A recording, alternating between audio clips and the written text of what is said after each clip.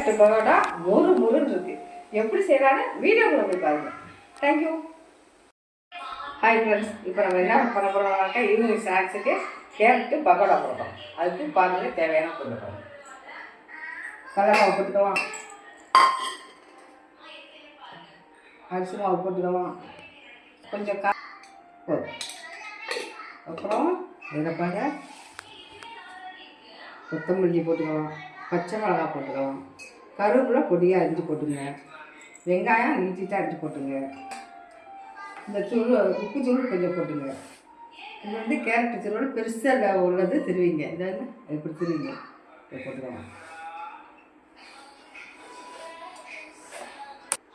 கேரட்னாக்கா சில பிள்ளைங்க சாப்பிடாது, அதனால திங்காத பிள்ளைங்களுக்கு கேரட்டு பீட்ரூட்லாம் நம்ம இப்படி வெங்காயம் இதெல்லாம் சேர்த்து கொடுத்தாக்கா எண்ணெய் இழுக்காமல் இருக்கா சாப்பிட்டா ரொம்ப திருப்தி.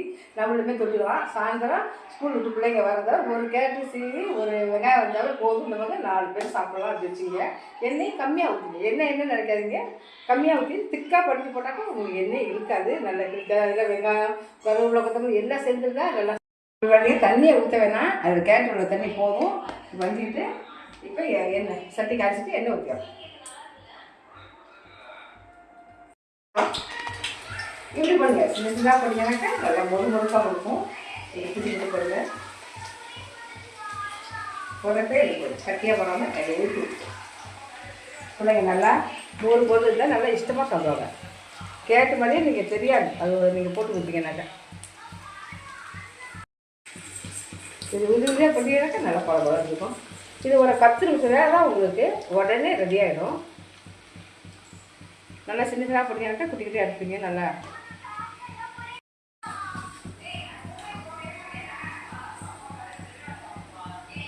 நல்லா எண்ணெயை வடிச்சுட்டு அப்படி எடுத்துங்க.